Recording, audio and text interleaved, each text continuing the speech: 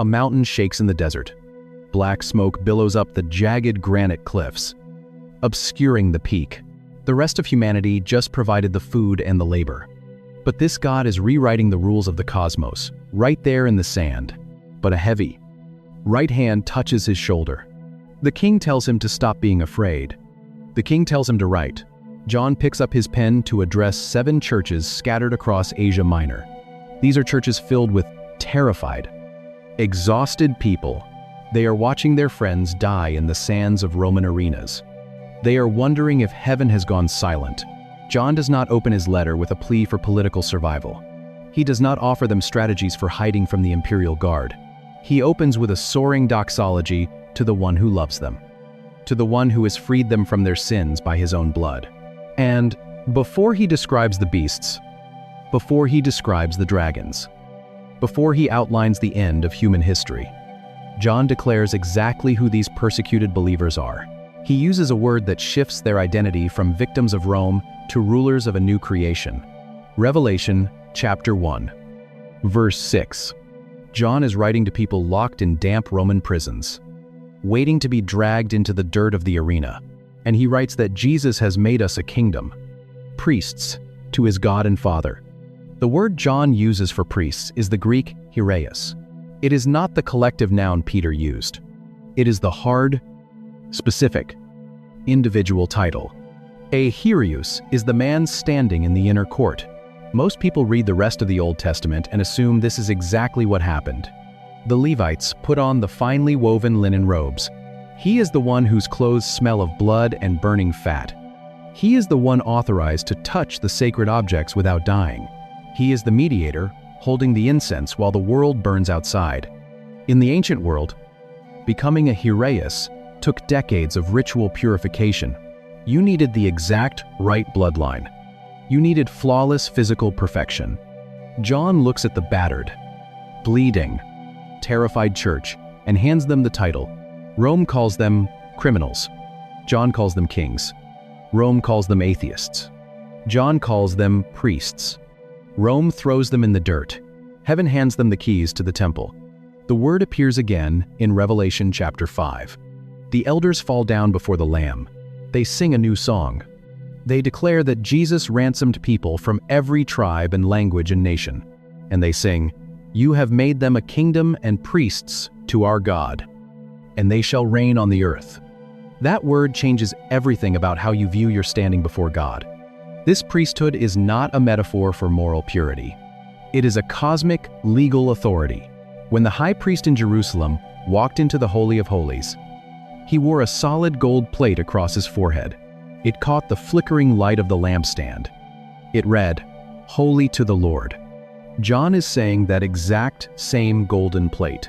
The high priest ties the bells to his hem and carries the blood into the Holy of Holies. The altar is built. The incense is burned. Now rests on the forehead of a Gentile slave scrubbing floors in Ephesus. It rests on the widow hiding in Smyrna. It rests on the bankrupt merchant in Pergamum. They do not need a professional mediator to speak to God. They are the mediators for the rest of the world. They do not need someone to offer sacrifices for them.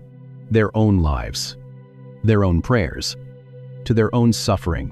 These are the sacrifices that fill the golden bowls of heaven with the heavy scent of sweet incense. The mountain at Sinai is finally fully occupied. The original offer the Israelites rejected in the desert has been violently reclaimed by the blood of the Lamb. But there is a problem. If John and Peter are right, if every single believer holds the exact same cosmic clearance as the high priest of ancient Israel, why does the modern religious world look exactly the opposite? You sit there on a Sunday morning, and the air conditioning hums against the back of your neck. The velvet is worn thin under your palms. You look at the back of the head of the person sitting in front of you, and then you look forward to the stage. There is a man standing up there with a microphone, wearing a suit or a robe or a collar, and he is doing the holy things. And the system functions for a millennia. But if you look closer at the base of that mountain, you realize a tragedy hiding in plain sight. He is reading the text. He is praying the prayer. He is leading the worship. You feel a strange, subtle weight in your chest. a sense that you are here to be fed, here to watch. I'm here to receive. Most people walk into a church building and instinctively divide the room. There are the ones with the seminary degrees, the ones with the official titles, the ones who know how to navigate the presence of God, and then there is everyone else. The ones who work in spreadsheets, the ones who drive trucks, the ones who raise kids, the ones who handle the mundane machinery of the world. We have accidentally rebuilt the very wall the Bible claims was torn down. We have taken the royal priesthood and turned it into a spectator sport. We have effectively created a two-tiered system where the professionals do the priestly work, and the rest of us provide the audience. We think that if we aren't standing behind a pulpit, we aren't doing anything holy. We think that if we aren't leading a Bible study, we aren't mediating the presence of God to the world. This is the great deception of the modern pew.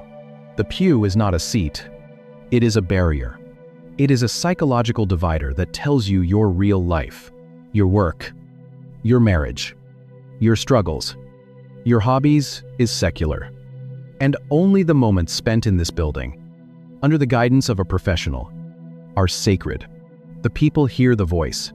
They feel the heat on their faces, and they step backward. But the priesthood is not a vocation for the few. It is a state of existence for the many. If you are a believer, you are not a client of the church. You are a functioning priest in a temple that has no walls. When you go to work on Monday morning, you are entering the inner court. When you walk into your home, you are walking onto holy ground. You do not bring God to these places. You are the vessel that carries His presence into the middle of the mess. You are not waiting for a priest to intervene for you. You are the intervention. We have spent centuries treating the priesthood of all believers as a nice theological doctrine, a point of agreement in a catechism, while living lives that are utterly passive. We have outsourced our spiritual authority to those who stand on the stage, forgetting that the curtain in the temple was not just pulled back for the pastor. It was ripped top to bottom so that every single person could walk into the fire. The question isn't whether you are qualified to be a priest. The question is whether you are willing to step through the veil. To understand why this access is not just a privilege but a terrifying responsibility, we have to look at what actually happens when that veil is torn, and why the author of Hebrews insists it was shredded for a specific, trembling reason. They tell Moses to go up the mountain for them. They tell him to listen, to speak. A heavy curtain hangs in the center of Jerusalem. It is thick, it is heavy. It is woven from fine twined linen blue, purple, and scarlet yarn. It stands as a 60-foot-tall warning label. It separates the holy place from the Holy of Holies. For 1,000 years, it stays shut. For 1,000 years, one man walks through it. One day, a year. He carries a basin of animal blood. He breathes the thick, stinging smoke of burning incense. He wears golden bells on his hem, so the priests waiting outside know he has not been struck dead in the dark. The space behind the curtain is radioactive. The presence of God is a consuming fire. Humanity is kept at a safe, terrifying distance. Then a hammer swings on a Roman hill. A Galilean carpenter hangs on a splintered beam. His lungs collapse. He breathes his last breath. He yields up his spirit, and a violent sound echoes across the temple courts. Fabric tears. Heavy threads snap. The massive curtain rips violently from top to bottom. Dust falls to the cold stone floor. Light floods into a room that has been dark for centuries. The presence of God is no longer contained. The barrier is broken. The author of Hebrews points his readers to this exact moment. Hebrews chapter 10, verse 19, to stand in the fire, and then come back and tell them what God said. The Levitical priesthood was not the original dream. He is writing to believers who are tired. They are tempted to go back to the old system. They want the safety of the heavy curtain. They want a human priest to do the dangerous work for them. And he tells them, therefore, brothers, since we have confidence to enter the holy places by the blood of Jesus. He tells them it is a new and living way. He tells them to draw near. He tells them to step through the ripped fabric. The torn veil is not a museum exhibit to be admired. It is an open door to be crossed. Under the Old Covenant, to walk past the curtain uninvited was an immediate death sentence.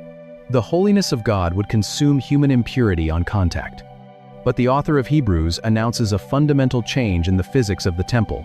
The blood of Jesus did not just cancel a legal debt. It cleansed the worshippers. It washed the stones. It made the rejected people pure enough to stand in the holy fire and not burn. You do not just get to peek inside the room. You get to walk in. You get to stand before the throne of grace. You get to speak directly to the one sitting on it. This is the violent, beautiful reality of the priesthood you hold. You are no longer the terrified slave at the bottom of Mount Sinai. It was a concession to a people too afraid to carry the weight of the divine presence themselves, begging someone else to listen to God for you. You are the priest holding the incense. You are the stone built into the wall. You are the king walking into the throne room. But this reality leaves us with one final, unavoidable implication. A mountain shakes with fire and ozone, and a nation of runaway slaves is invited directly into the divine presence. A terrified people step backward in the desert sand, and a Levitical system is built to carry the weight they refused. A master builder swings an iron chisel in a quarry, and rejected stones are brought together to build an entirely new temple. An old fisherman is banished to a rocky prison island and discovers the persecuted church now holds the keys to the kingdom. A heavy temple curtain rips violently from top to bottom, and the burning presence of God spills out into the open world. We sit passively in air-conditioned pews and forget we hold the exact same cosmic clearance as the ancient high priest. A carpenter bleeds out on a splintered Roman beam, and a kingdom of priests is finally, permanently formed. One title, one restored Eden.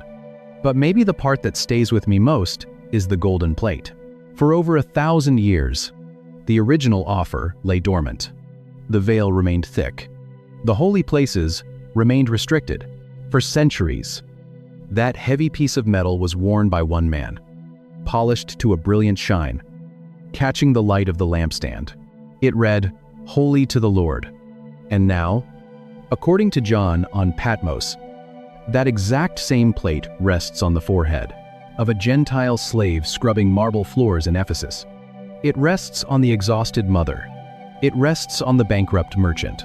It rests on people who have no religious pedigree, no specialized training, and no ancestral right to stand in the holy place. And yet, there they are.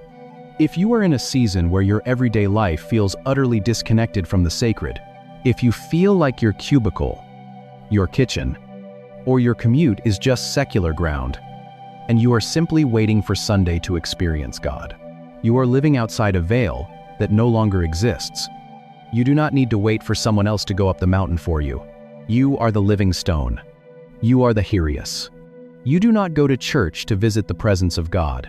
You are the vessel authorized to carry that presence directly into the mundane machinery of the world.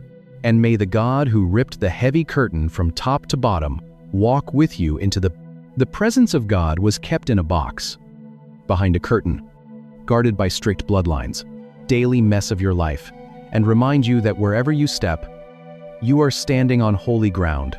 While the sound of a ram's horn grows so deafeningly loud, it rattles the teeth of the people standing below.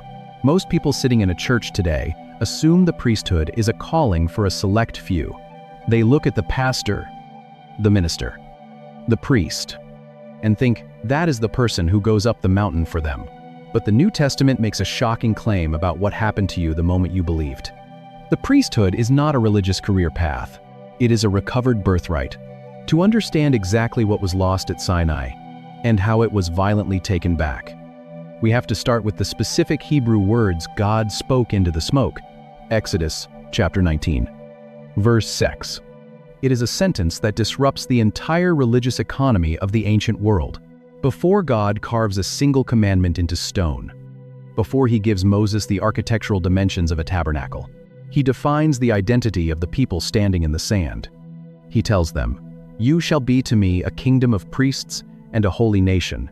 The phrase, your English translation, softens into kingdom of priests is the Hebrew mamlashet kohanim. A Kohen, a priest in the ancient Near East, was not a religious volunteer. He was a highly specialized, dangerously exposed bridge. He was the only human being authorized to handle the raw, radioactive reality of the divine without dying. 3 million men, women, and children stand at the base, barefoot in the coarse sand. Trembling violently, the Kohen stood in the blood of the sacrifice, breathed in the thick, stinging smoke of the incense, and mediated between the perfection of the gods and the dirt of human existence. In Egypt, where these Israelites had just spent 400 years, the priesthood was a wealthy, secretive elite who controlled all access to the divine mysteries. The average person could not even look at the inner sanctum. And God looks at 3 million traumatized, sunburned refugees and calls them Kohanim, plural, all of them. The word mamlashet means a realm, a reigning domain, a kingship. God was not setting up a kingdom that contained priests. He was establishing a kingdom composed entirely of priests. This was a direct echo of a much older garden. In Genesis, Adam and Eve were placed in Eden to work it and keep it, the Hebrew verbs abad and shamar, hundreds of pages later. Those exact same two verbs are used exclusively for the duties of the Levitical priests guarding the tabernacle. Eden was the first temple. Humanity was the first priesthood. Israel at Sinai was being offered the Eden mandate all over again. This calling was not a political strategy. It was a structural restoration of Eden. But in the dust of the mountain, the people blink. They are not looking at an invading army. They are not waiting for a human king.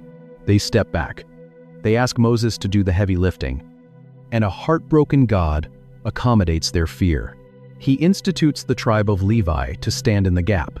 He allows a system of heavy bronze gates and thick linen curtains to protect the people from the presence they refuse to carry. The Mamleket Kohanim becomes a fractured dream, a blueprint rolled up and stored away in the archives of Jewish prophecy. The original offer went dormant, but God does not abandon his blueprints. 1,500 years later, a fisherman from Galilee picks up his pen in a bustling Roman city and applies that exact same Hebrew phrase to a group of people who had no ancestral right to the Holy of Holies. An old fisherman holds a reed pen.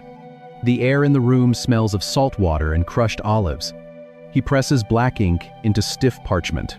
He writes to ghosts. He writes to people stripped of their rights. They live in Pontus.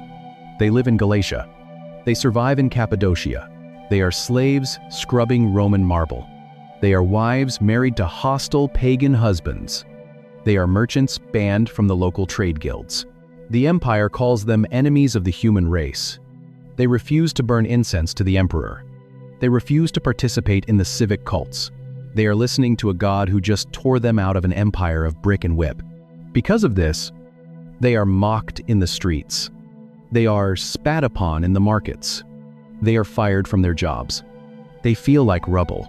They feel like discarded rocks left on the side of a Roman road. Peter knows this feeling. He remembers the heat of a courtyard fire. He remembers the sound of a rooster crowing in the dark. He remembers his own terrifying failure. He does not send these battered Christians empty comfort. He does not tell them to just try harder. He sends them a violent collision of imagery. He tells them to picture a quarry. A master mason swings a heavy iron chisel. Metal strikes granite. Sparks fly in the thick dust. A massive stone is pulled from the earth. The builders examine its shape. They see flaws. They see rough edges. They shake their heads. They throw it into the scrap heap. It is rejected by men. But Peter shifts the camera. He points them to Jesus. Jesus was the ultimate rejected stone. Rome crucified him on a splintered beam. Israel's leaders discarded him as a false prophet. He was thrown into the dark of a sealed tomb, but God walked into the scrap heap. God picked up the bleeding stone. God made him the cornerstone of an entirely new cosmos. And then Peter turns the pen on his readers. He tells them they are sharing in that exact same pattern. You are coming to him, he writes, and he is making them an offer. The voice thunders from the fire, carrying the scent of ozone and burning rock across the valley. You are living stones. You are being built into a spiritual house. Your suffering is not a random punishment. It is the chisel of the master builder. Their social exile was not a tragedy. Their rejection by Rome was not their true identity. It was their qualification for a new kind of temple. They were not just pieces of a building. But Peter does not stop at the architecture. He pushes the metaphor past the stones. He reaches back 1,500 years into the dust of Mount Sinai, pulls out the exact promise God spoke to the trembling slaves, and translates it into a Greek word that would make every religious leader in Jerusalem tear their robes. 1 Peter chapter 2. Verses sink in now. Peter is looking at a scattered, beaten-down group of exiles who have been permanently barred from the grand temples of their cities and the synagogues of their heritage.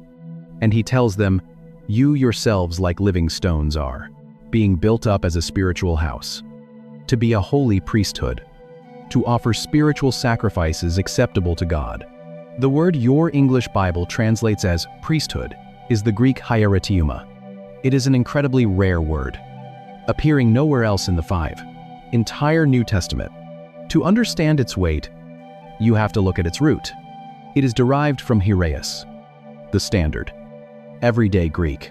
God tells them that if they keep his covenant, they will be a kingdom of priests, all of them. Word for a priest, the man who stands in the thick, stinging smoke of the altar, his hands wet with the blood of a sacrifice, mediating between the heavens and the earth. But hieratema is a collective noun. It does not refer to a single individual holding an elevated religious office.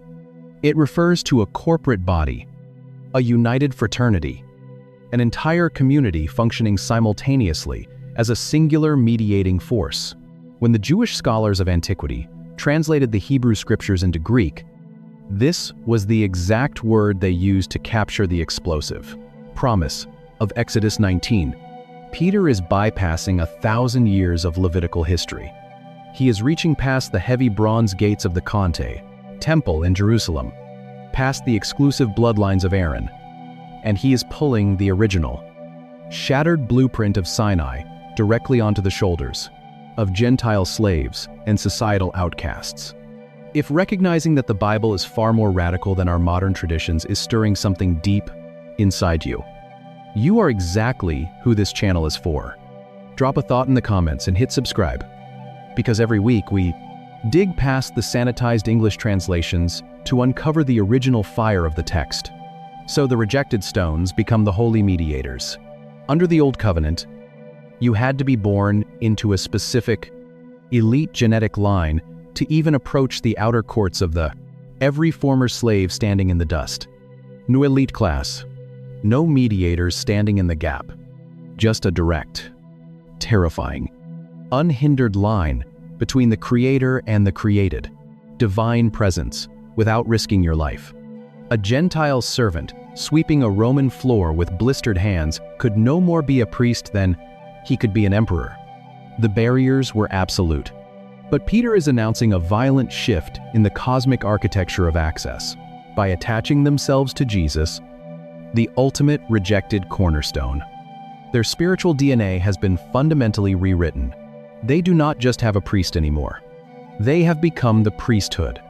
The priesthood is not a VIP section of Christianity reserved for religious professionals. It is the baseline identity of every person who belongs to the cornerstone. But Peter is not the only apostle to wield this explosive title. Decades later, another fisherman finds himself sitting on a desolate rock in the middle of the Aegean Sea, and he pushes this recovered birthright to a cosmic extreme. Salt water crashes against black volcanic rock. An old man sits in exile on a desolate island in the Aegean Sea. His hands are calloused. His eyes are tired. He is the last one left. Peter is dead. Paul is dead. James was killed decades ago. It is the end of the 1st century. The Roman Empire has decided to bleed the church out.